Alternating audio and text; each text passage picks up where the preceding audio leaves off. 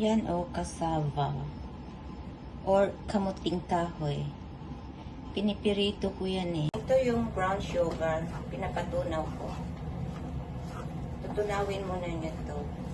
Pag natunaw na siya, ilalagay mo yung pinipirito kasava. Kasi ito yung second option ng pagluluto ng kasava. Yan. Tunaw na siya, diba? Saka mo ilalagay ito. Kasava. Natunaw na siya.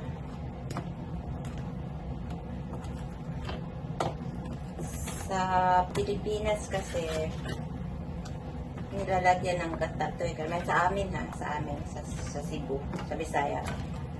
Nilalagyan ng gata to eh. Eh dito wala namang sariwang gata eh, nasa lata lahat. Ito na nga pala yung cassava na nilalagyan ko ng sugar kasi gusto kong kumain ng matamis eh. Kaya nagsisikan option ako sa pagluluto ng cassava.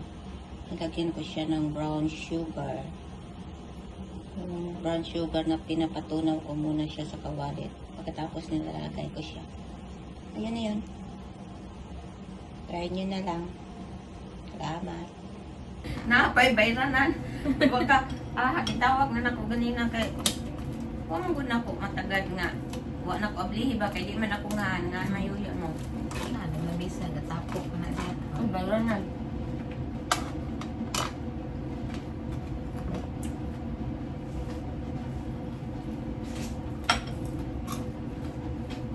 Magkakaon ko ang crispy fry, mamano. Crispy fry na ko ang dito. Mating kahoy. Crispy kaya. Bawal ang pangaganit. Ang konsisto. Bawal hindi abet. Bawal, hindi mo ba? Bawal niya. Kaya ingkit ni mo. Nagbuak yun ang iyo.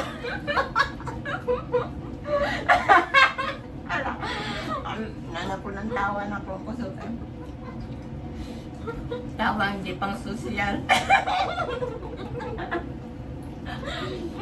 Gilipa ka na mo, bro. Gilipa ka meeting mo. Wag ko'y labot. Ang ingkit mo niya. Magkaibuak ng piso. Yan ka. Nagbalik ang pangitay. Ikapuli. Usap. Nagbalik ka.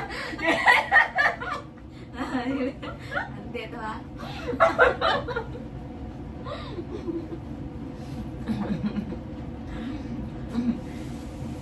Babalis mo na may ngipon. Ano ganun? Napangat ko na siya.